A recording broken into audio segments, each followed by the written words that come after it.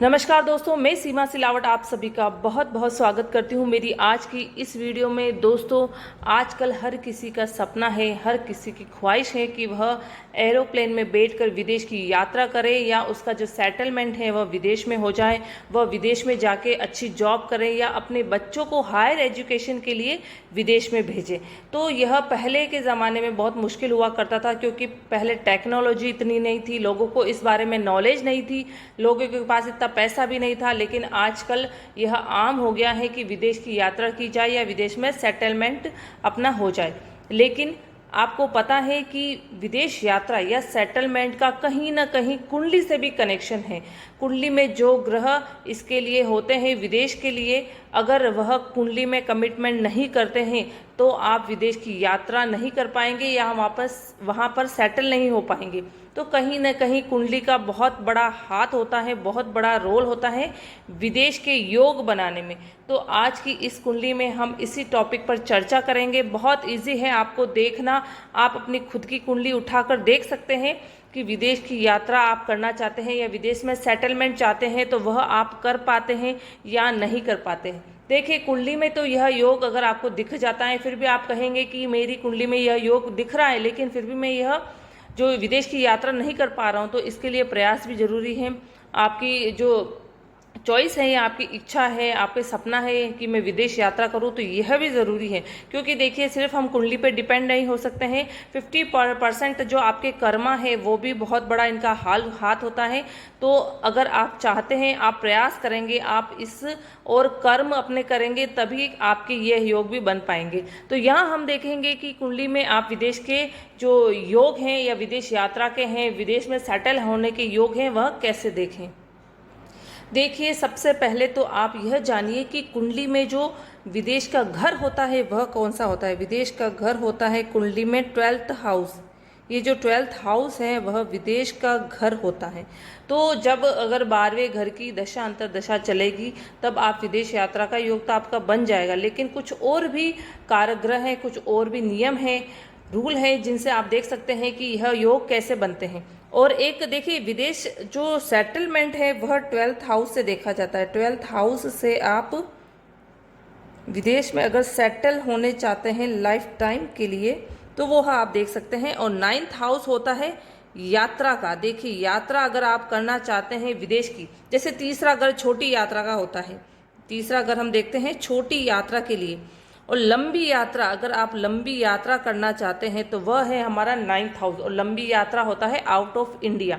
तो अगर विदेश की यात्रा अगर आप करना चाहते हैं तो वह 9th हाउस से देखा जाता है। 12th हाउस देखा जाता है कि अगर आप वहाँ सेटलमेंट होना चाहते हैं तो वह आप देख सकते हैं 12वें घर से। तो देखिए, ये दोनों चीज़ क्लियर हो गई है। सेटलमेंट 12वें घर से देखना है, विदेश यात्रा हमको 9th हाउस से देखनी है। लेकिन सेटलमेंट के बहुत सारे नियम हैं, वह मैं आपको बताती हूँ। देखिए, यह है हमारा लगन। तो यह लग्नेश, अगर ये देखिए यहाँ पर 1 नंबर की कुंडली है और ये इसके जो राशि स्वामी है वो मंगल देव हैं। तो मंगल देव अगर हमारा लग्नेश ही खुद उठकर 12वें घर में बैठ जाए तो विदेश के योग बनते हैं। फिर सेकंड है धन भाव का मालिक शुक्र देव है। अगर शुक्र देव यहाँ बैठ जाए तो भी विदेश सेटलमेंट के योग बनते हैं। ये मैं जो आपको बता रही हूँ वह सेटलमेंट के योग हैं। देखिए, फर्स्ट रूल है कि लग्नेश है जो हमारे 12वें घर में बैठा है तो विदेश सेटलमेंट का योग बनेगा। सेकंड हाउस धन भाव का है तो धन भाव का मालिक भी अगर 12वें घर में बैठ गया तो भी विदेश सेटलमेंट का योग बनेगा। फिर है 4th हाउस। देखिए, 4th हाउस होता है हमारी मातृभूमि, आपकी जो नेटिव लैंड है जहाँ पर आपने जन्म लिया है, तो वह है आपका चौथा घर, आपकी मातृभूमि है। तो अगर चौथे घर का मालिक भी 12वें घर से कनेक्शन रखता है, या तो राशि परिवर्तन हो जाए इन दोनों का, यह इसका मालिक यहाँ चौथे में बैठ जाए, चौथे का मालिक 12th में बैठ जाए, परिवर्तन योग बनता है। जैसे 4th या 12th हाउस का परिवर्तन दोनों एक दूसरे के घर में बैठ जाए तो यह परिवर्तन योग बनता है। तो परिवर्तन योग अगर बनता है तो भी विदेश के योग बनते हैं। फिर अगर इसका मालिक यहाँ बैठ जाए तो भी विदेश के योग बनते हैं। और अगर चौथे घर का मालिक नीच है या 0 डिग्री है या अस हैं, तो चौथा घर कहीं ना कहीं किसी न किसी वजह से पीड़ित होना चाहिए। देखिए दोस्तों, अगर चौथे घर का मालिक पीड़ित होगा तो यह जो नेटिव लैंड है, जो मातृभूमि है, यह उस जातक को यहाँ रहने नहीं देगी, क्योंकि इस घर का मालिक पीड़ित हो गया है तो यह उससे अपना स्थान, अपनी मातृभूमि छुड़वाएगा और विदेश भेजेगा। तो बहुत ज़्यादा ज़रूरी है कि अगर चौथे घर का मालिक भी, अगर आप चौथे घर से विदेश के योग देख रहे हैं, तो चौथे घर का मालिक पीड़ित होना चाहिए, तभी वह अपनी मातृभूमि को छोड़ेगा और उस स्थान को छोड़कर दूसरी जगह जाएगा। और उसके बाद में अगर फोर्थ हाउस का मालिक पीड़ित है और फोर्थ हाउस में अगर शनि, राहु, केतु, सूर्य, ये कोई जो नीच और पापी जो ग्रह होते हैं, सूर्य पापी ग्रह नहीं है लेकिन दुष्ट ग्रह की गिनती में आता है, लेकिन शनि, राहु, केतु नीच और पापी ग्रहों की गिनती में आते हैं, तो अगर पापी ग्रह भी इस फोर्थ हाउस में है तो वो भी उसको कंफर्ट तरीके से उस जातक को अपनी जन्मभूमि पर रहने नहीं देगा। क्योंकि जो शनि, राहु, केतु हैं वो किसी न किसी वजह से उस व्यक्ति को वहाँ परेशान करेंगे, तो वह व्यक्ति उस जगह को छोड़कर दूसरी जगह जाएगा बिजनेस के हिसाब से या सेटलमेंट के हिसाब से, तो विदेश की यात्रा करेगा। लेकिन ज़रूरी है कि चौथे घर में जो शनि, राहु, केतु है, पापी ग्रह होने चाहिए, तभी वह अपनी जो जन्मभूमि है उसको छोड़ पाएगा। फिर देखिए, कर्म स्थान हम किसे कहते हैं? 10वां कर्म स्थान, मतलब आप जहाँ कर्म करते हैं, कर्म करके आप कमाते हैं, आप अर्निंग करते हैं, तो उसको कर्म कहते हैं। कर्म स्थान का मालिक है 10वां घर।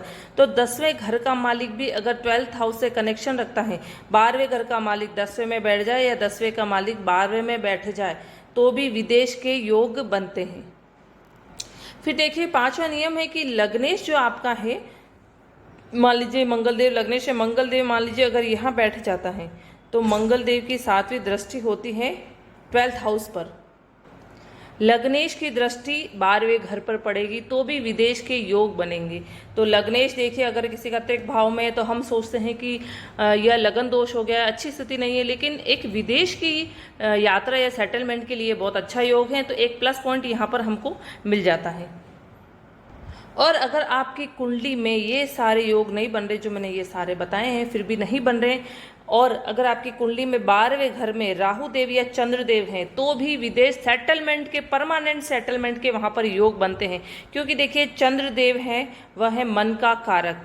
तो अगर आपका मन है वह है 12वें घर में विदेश में, तो अगर आपका मन 12वें घर में बैठा है, विदेश में बैठा है, तो आपका मन यहाँ पर नहीं लगेगा, आपकी जन्मभूमि जो है वहाँ पर नहीं लगेगा। आपको लगेगा कि मैं विदेश में जाऊँ, विदेश में जाके तरक्की करूँ, तो आपका मन भटकता रहेगा। और जब आप विदेश में जाएंगे तो वहाँ पर आप बहुत अच्छी सफलता हासिल कर पाएंगे। तो यहाँ पर यह है कि 12वें घर में राहु देव या चंद्रदेव हो तो भी विदेश के योग बनते हैं, सेटलमेंट के योग बनते हैं। और देखिए, कुंडली में हम यह योग कैसे देखते हैं कि यह योग कब काम करते हैं। देखिए, अगर आपकी कुंडली में चौथे घर में शनि, राहु, केतु बैठे हैं, तो जरूरी नहीं है कि 12वें घर की दशा अंतर्दशा चले या चौथे घर की चले तब आपकी कुंडली में विदेश के योग बनेंगे।